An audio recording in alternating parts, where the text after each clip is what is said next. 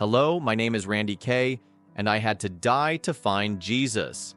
I never believed in near-death experiences until I had my own. Throughout my career, I was deeply involved in clinical work, leading teams in neurology, cardiology, and cardiovascular surgery. I've always been someone who relied on science and facts, often dismissing stories like these. However, at a certain point, I felt frustrated and distant from God. One night, I cried out in my room, "God, if you're there, I need to see you, I need you." After that, I returned from an interview with a major healthcare company on the East Coast. On my way back, my calf started hurting. At first, I ignored it, thinking maybe I had overdone it at the gym. A few hours later, the pain was still there. I lived in the San Diego area and used to bike along the coast. What was supposed to be a relaxing ride turned into a grueling effort, and my calf swelled to almost 1.5 times its normal size. Even so, I didn't think it was anything serious. After months of hard work, my family and I were planning a trip to the mountains, and I didn't want to ruin those plans by going to the doctor. But things got worse. The pain became so intense that I could barely climb the stairs. I have asthma, so my breathing is already naturally difficult, but at that moment, I was completely out of breath. I couldn't even take the trash out to the backyard without feeling exhausted. When I tried to go up the stairs, my left leg barely responded, and my calf felt extremely heavy. That's when I decided to see an orthopedic doctor to get an anti-inflammatory, maybe some painkillers, so I could go on with our trip. I went to the orthopedic doctor, and as soon as he examined my leg, he said this was definitely not normal. By then, my right calf was almost twice the size of my left one. He asked me to press down on my heel and describe the sensation. It was extremely painful. Then he had me press down on the ball of my foot and asked if it hurt. I said no, just my heel. That's when he concluded that the issue wasn't muscular. When we press on the ball of the foot, we activate muscle tension, but the intense pain in my heel indicated strain on the deep veins. Because of this, I was immediately sent to the ER, where I underwent several tests, including an ultrasound that revealed blood clots from my calf all the way up to my upper right leg. It wasn't just one clot, there were 6, and they had already started moving up my leg. When a clot travels through the body, it can reach the lungs and block the pulmonary artery, which is essential for breathing. That explained why I was struggling to breathe.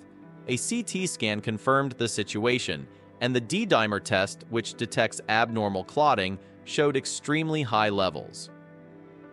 After all the tests, the doctor walked into the room and said, "You're a dead man walking. When you got here, you already had almost no chance." At that moment, all I could think about was my wife and my 2 small children. I had been through many challenges in life, but now I was facing the very real possibility of dying. The doctor mentioned that the day before, a 27-year-old surfer had died from the exact same thing, a pulmonary embolism, which is a blockage in the pulmonary artery. Pulmonary embolism is actually the 3rd leading cause of sudden death. There were 2 treatment options. I could be transferred immediately to the University of California, San Diego, where a specialist would open my chest to remove the clots, or I could be put on strong blood thinners and wait to see if my body could dissolve them naturally. However, the doctor warned that if I were transferred to the university hospital, I would probably die on the way. So the only viable option was to undergo intensive anticoagulant therapy and wait. While I was hospitalized, the patient next to me was taken out of the room, and later I found out he likely had an infection called MRSA, a type of antibiotic-resistant bacteria considered one of the deadliest at the time. The mortality rate for that infection was about 20%. So, at that moment, I wasn't just facing the risk of dying from blood clots, I was also exposed to one of the most dangerous infections out there. At this point, I basically had a blockage in my body. The doctor came in and tried to draw some blood from my arm, but said it was really strange because he couldn't get anything out. My blood had clotted all over my body, making it extremely difficult to draw any for lab tests. Finally, he managed to get a small amount, but by then I was already in critical condition. I felt like a fish out of water. Suddenly, I started having seizures, and then my heart went into arrhythmia until finally it stopped. At that moment, I entered a state of total darkness. That pause between cardiac arrest and brain death lasted about 6 minutes. The brain dies shortly after the heart stops beating. A lot of people are curious about what that feels like. The darkness came immediately, and usually, when someone goes into cardiac arrest, medical staff rush in to initiate a code blue. However, I was in a regular hospital room because, up to that point, the treatment had only involved waiting for the blood thinner to take effect. The nurse wasn't there at the time, and the monitor started alerting about my dropping heart rate, but there was no immediate response. My heart remained stopped for about 30 minutes. Clinical studies show that after 6 minutes without a heartbeat, the brain enters clinical death. The darkness was absolute, a feeling of emptiness. I was in a place I couldn't identify, but then something very strange happened. Suddenly, I started rising, and a bright light came down from above, illuminating everything around me. In the distance, I could see gentle hills and strange figures, almost like beings from another world. I didn't know exactly what they were, and that created a certain fear inside me. In that moment, instinctively, I cried out the name of Jesus Christ. I just shouted it because I knew Jesus was real. Even though I had been angry at him before this experience, at that moment, there was no doubt. And then something extraordinary happened. My wife always told me that I wasn't someone who cried easily, but at that moment, I was completely overwhelmed with emotion. John Berkworth, who wrote the foreword to my book, spent 30 years studying near-death experiences and explained that these experiences are not like regular memories. The person is actually there, in that moment and place. I remember feeling my feet touch something solid, and then I felt an arm around me. I was standing, and he was right there beside me. And I knew, without a shred of doubt, that it was Jesus. No words were spoken, but everything was completely intuitive. I could understand his thoughts and knew exactly what he wanted to communicate to me. In heaven, words aren't necessary because everything is understood instantly. My first thought upon meeting him was, this is love. Many times in this world, we think of love as a feeling or an action, but Jesus was the very embodiment of love. God is love, and the Bible teaches us that. When I encountered Jesus, I realized he didn't need to say, I love you, because his presence itself was love. His essence was pure love, and I simply fell to my knees before him. Then he lifted me up and said, trust me. Trust me. I could feel the soft texture of his beard against my face. He had slightly long brown hair, similar to how some people imagine him. His appearance was clearly of Middle Eastern origin. The entire time, I hadn't looked directly at his face, until the moment he lifted me up and stood beside me. That's when I turned and looked into his eyes. They were deep brown. When he looked at me, I felt like he could see straight through me. Jesus illuminated everything around me, dissolving any darkness that might have been within me. His light passed through every shadow in my soul, bringing an indescribable peace and love. I was wrapped in a comfort and serenity I had never experienced in my entire life. Saying it was spectacular or incredible would be a massive understatement.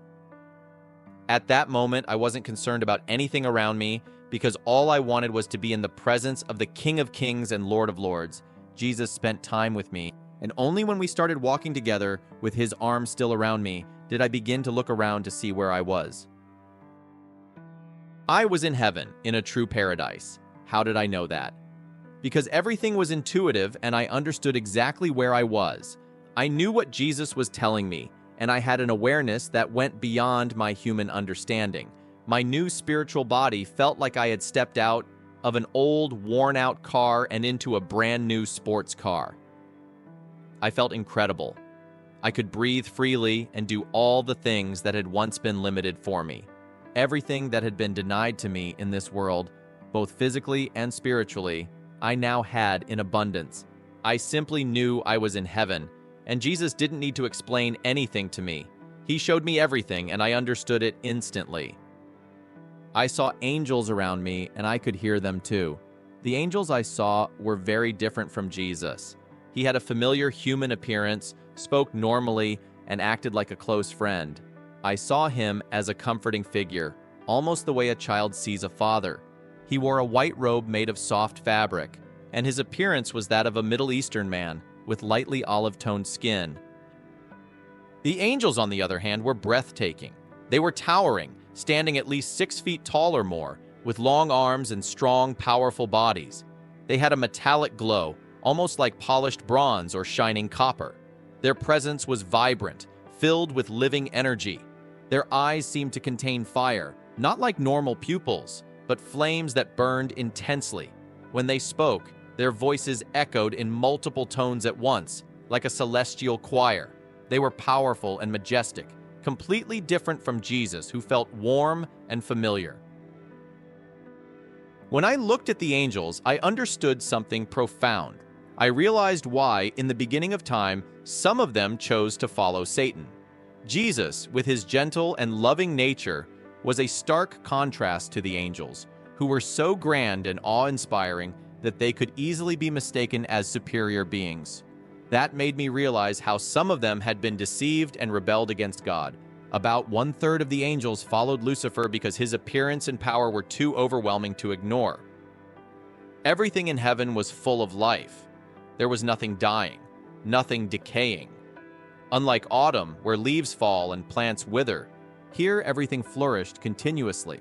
I saw trees, flowers, rivers, and fields. But they were more than just natural landscapes.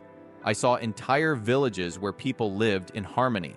These villages were interconnected, forming a cohesive community. They didn't follow a specific architectural style like historical homes or modern buildings. The Bible speaks of heavenly dwellings, and that's exactly what I saw. Jesus had prepared a place for us, and those villages reflected that promise.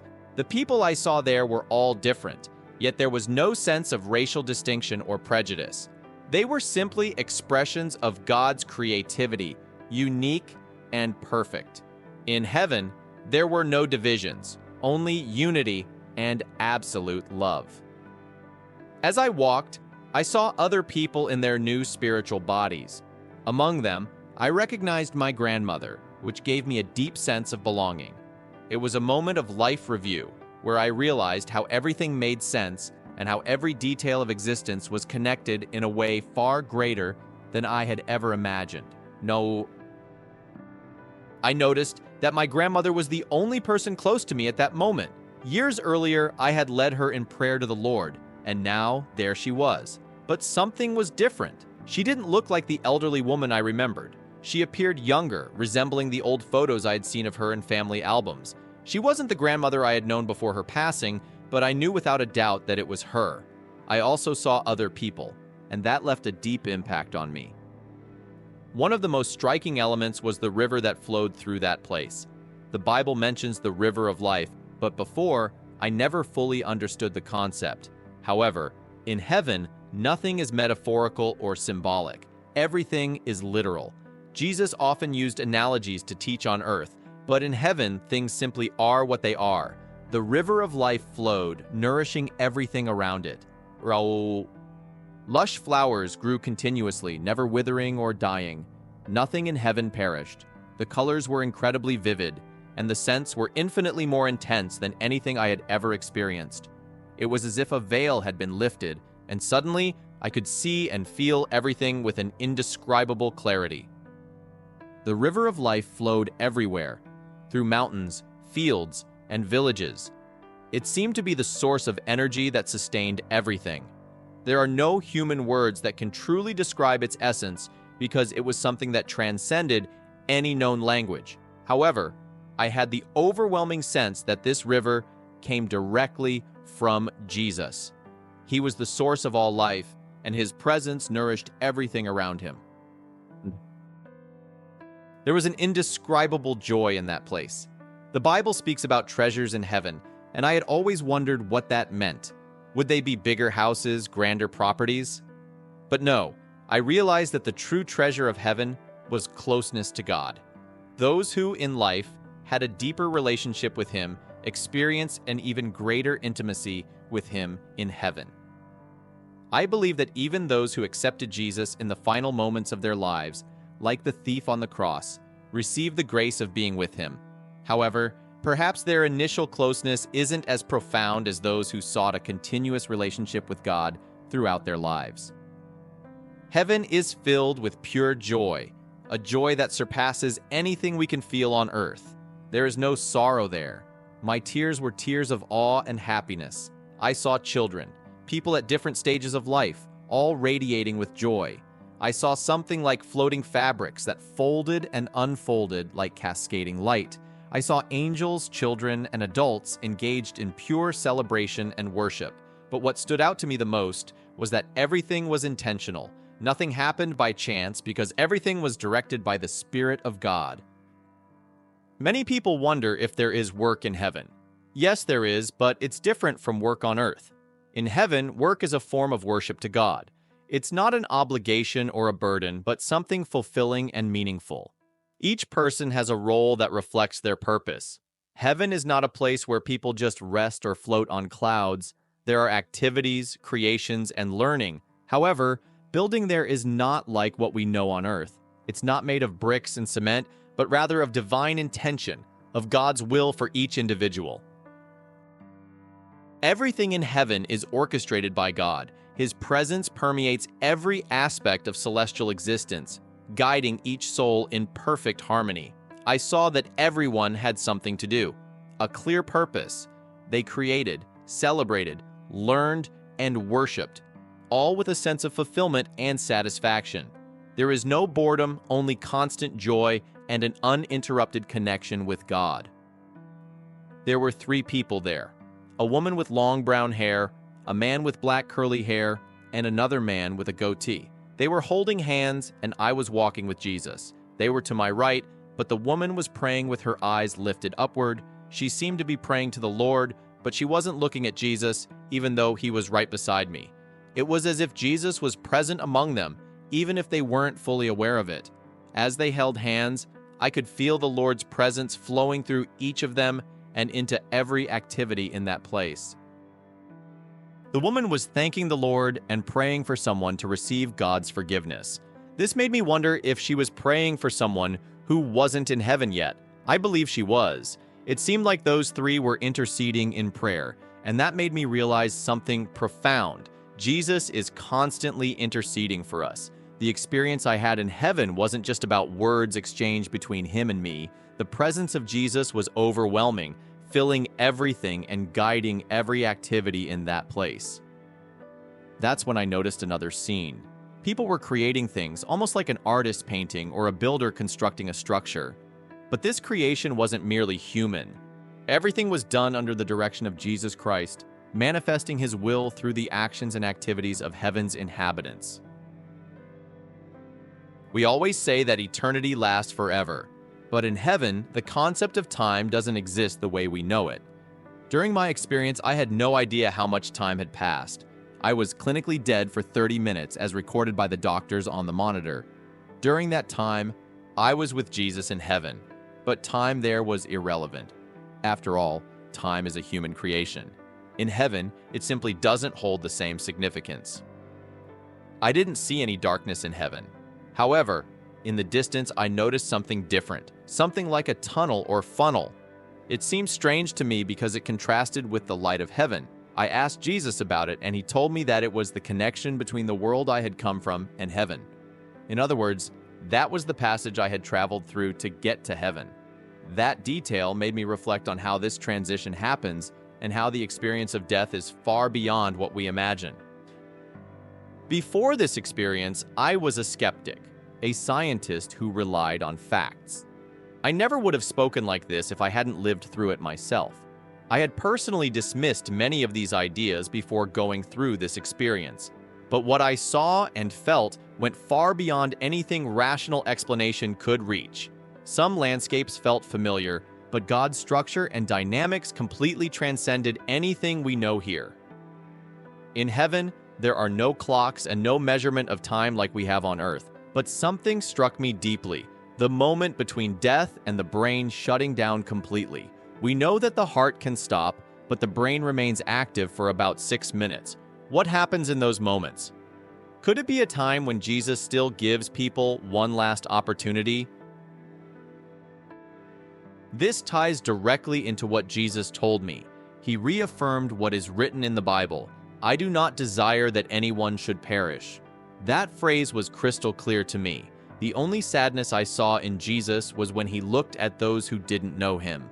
At no other time did I see sadness in heaven, but in that moment, in his expression, I saw the depth of God's love for his creation. He longed for every single one of us. That was the only time I saw sadness in Jesus. It reminded me of the shortest verse in the Bible. Jesus wept. I saw the Lord's emotion, his deep longing for everyone to know him and be with him. This experience showed me a side of God that I had never fully understood before.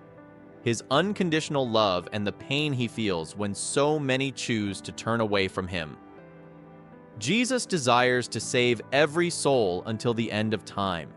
He is willing to wait and do whatever it takes to reach that one lost soul. That is something extraordinary. His grace is infinite, and he never gives up on anyone. One of the things that impacted me the most was the immediate understanding I had in heaven. Communication was clear and direct, with no barriers. It made me wonder, why can't people communicate better on earth? In heaven, everything simply is. There is no confusion, everything flows naturally. But as my experience was coming to an end, I knew I had to go back. Something unusual happened at that moment. A beautiful butterfly landed on my shoulder. It was the most vibrant butterfly I had ever seen, with striking colors and an almost velvety texture. In heaven, colors are far more vivid and defined than anything we know on earth. That intrigued me because nothing in heaven happens without a purpose. So I asked God about it. Jesus explained to me that the butterfly was a symbol of the wisdom he was giving me to guide me through the rest of my life. He said, "I am sending you back." That completely caught me off guard. But why? I asked.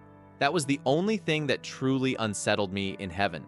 I felt like a child waking up on Christmas morning, running downstairs to open presents, only for the parents to say, "No, go back to bed. You can't open them yet." That's exactly how I felt. When I asked Jesus why I had to go back, he told me that my purpose had not yet been fulfilled. Faced with that, I questioned, if I have to leave this paradise and return to the world, then at the very least, I should know what that purpose is. But Jesus didn't reveal everything to me. He said, "If I tell you everything, you will rely only on yourself and not on me." That response made me reflect. I am someone who likes to plan everything, to have control over every detail. But in that moment, I realized I needed to trust God more. The Bible teaches us to wait on the Lord, but that idea had always been a challenge for me. However, I learned that I needed to trust him moment by moment, allowing his wisdom to guide me along the way. After I returned, I started noticing small signs in my daily life. One example was a friend of mine who wanted to get a haircut. He went to the salon on the wrong day, and the barber wasn't available. But at that place, there was a woman who had recently lost her husband and was in deep despair. The barber, who was a Christian, suggested that she talk to my friend, who was also a believer. In that moment, my friend realized that he wasn't there by accident. He was there to share the love of Christ with that woman. That's what Jesus taught me. We need to be attentive to God's voice in every moment of our lives. True wisdom is listening to his voice and allowing him to guide us, whether we're at the grocery store, at work, or anywhere else. As Christians, we're not just going through life. We need to be aware of every opportunity God gives us. This was the greatest lesson I learned from my experience in heaven: to live intentionally, to take advantage of every moment to fulfill God's purpose and allow Christ to make a real impact on the world through us. This is essential for living a full and meaningful life. Now, my goal is to apply this truth in my daily life, letting Christ guide my every step so that his kingdom is glorified through me. My main goal now is to love God more and draw closer to him. I realize that the closer I get to the Lord, the more I desire his will to flow naturally through me. He transforms my being, guiding me to act according to his purpose. It's not just about trying to be a good person or following religious rules, but rather about allowing Christ to shape my life so that I become more like him. When I surrender to this purpose, obedience becomes natural, almost effortless. While I was in heaven, I could hear God's voice with perfect clarity. Now back on earth, I need to learn how to listen attentively and follow his guidance in every moment. I want to do what he tells me and have a genuine desire to fulfill his will. This transformation is essential for fully living out the purpose he has for me. But then I was brought back. I was gently placed back into this world, called to live out this purpose. However, returning to earth means facing challenges. The enemy constantly tries to bring us down, casting doubts and difficulties to make us believe we can't live this abundant life that Jesus promised. He wants to convince us that everything we experienced in heaven wasn't real. Before coming back, I asked Jesus how I could navigate this world again. He told me clearly that there would be trials. The Bible warns us about this, and he reinforced that truth. My last memory of Jesus in heaven was him holding my hand as I said, "I love you." I knew he loved me too.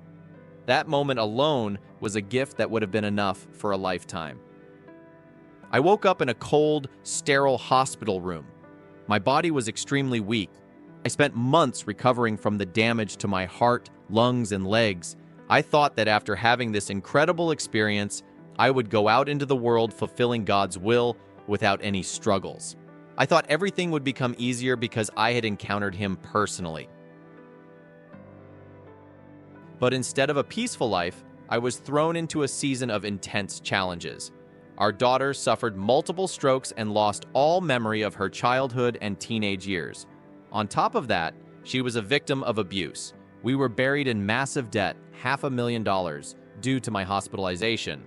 I felt like Job, facing unimaginable losses and suffering.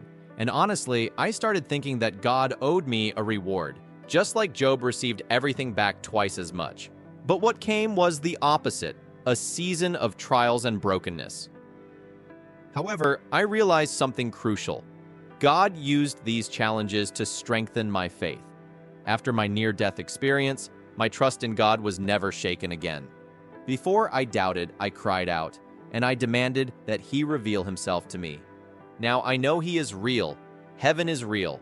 My faith is no longer dependent on circumstances because my certainty of God in my life has become unshakable. That confidence sustained me in my darkest moments. Even in the face of trials, I was able to move forward without being destroyed. God knew the difficulties I would face, and he prepared me for them. Now, I understand that my purpose is to help others overcome suffering and find healing in the midst of pain so that they can live the abundant life God desires for all of us. Today, my definition of abundant life is completely different from what it used to be. Before, I saw abundance as success, stability, and material blessings. Now, I understand that true abundance comes from being filled with the presence of the Holy Spirit. No matter the circumstances, good or bad, God's presence is the strength that sustains me and allows me to overcome any obstacle. I've learned that there are only two ways to react to hardships. We can either run away and blame God, like I used to do before my near-death experience, or we can trust him and allow him to strengthen us. The choice is ours, and I choose to trust. Many people seek things outside of God, and that leads to a life without true abundance. The only way to live an abundant life is to run toward God, to go deeper into him, to seek his face sincerely. We need to be honest before him. God, I don't know why I'm going through this. I don't understand this trial. And if necessary, we can even cry out, I feel abandoned. I don't even know if you're there. Being transparent with God is essential because he already knows our hearts. What truly matters is that when we seek him sincerely, he sees us and he answers. In my case, I had to die for him to reveal himself to me so clearly. But we don't have to go that far. We can seek him now with all our hearts. Over the years, I've met many people who have gone through intense suffering, and what I've noticed is that those who chose to draw closer to God during their trials were the ones who experienced a deeper connection with him. When we face life's inevitable trials, we have two choices: run to God or turn away from him. Those who run to God find a treasure in heaven, a greater intimacy with him, and in the end, that makes everything worth it. Nothing is lost, nothing is wasted. everything will be redeemed. That is a promise from the Lord, something I've learned not just through His Word, but also by being in His presence. Jesus redeemed us on the cross, and those who accept Him live in that redemption. Romans 8:28 reminds us that all things work together for the good of those who love God, who are called according to His purpose. That purpose is embedded in our being, in our spiritual essence. I have discovered that the best way to understand it is to draw closer to God, to listen to His voice, and to allow Him to direct our steps. The people who have endured the greatest pain in this life will experience the greatest reward in eternity. But that redemption is not just for the future, it begins now. For me, it is reflected in the opportunity to help others, to love them more genuinely, because I know what it's like to suffer, and I can feel their pain. And I know that when I return to heaven, I will experience something even greater, something indescribable. That is true abundance.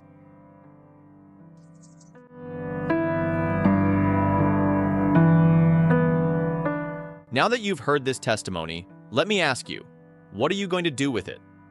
Are you just going to close this video and go on with your life as if nothing happened? Or will you allow this message to transform the way you live? How many times has God tried to get your attention? How many opportunities have you had to surrender completely to Him, yet you chose to put it off? Do you really need to go through an extreme experience to recognize that He is real? Today, you have the chance to change, to surrender to the love of Jesus and live the abundant life He has prepared for you.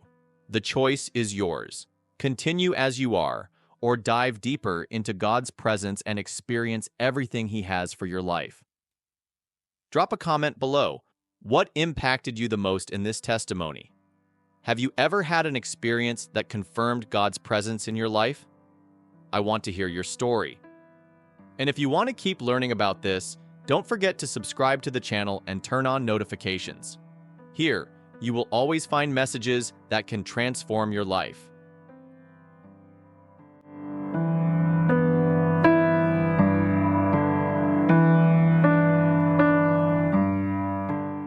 At 19, I became interested in the law of attraction, which basically teaches that you are the creator of your own reality. Over time, I started attracting small things, like parking spots and green lights. That's how it started. And then bigger things came, like a new job, making more money. And yes, the law of attraction works, guys. But that's not something that comes from God. What isn't from God is against God. I started going out more than ever. That was, without a doubt, the worst party phase of my life. I went out every weekend. I went to parties and felt more and more envious, getting even more lost in the world.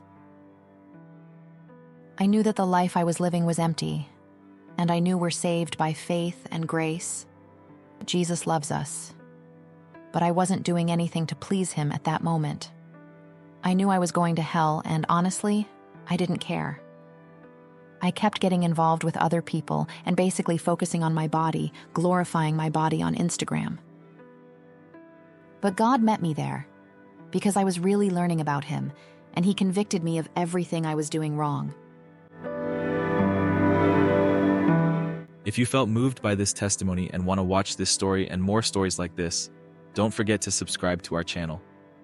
Here, we share powerful experiences that can transform lives and strengthen faith. Click the subscribe button, activate the notification bell to receive updates, and join our community of faith and hope.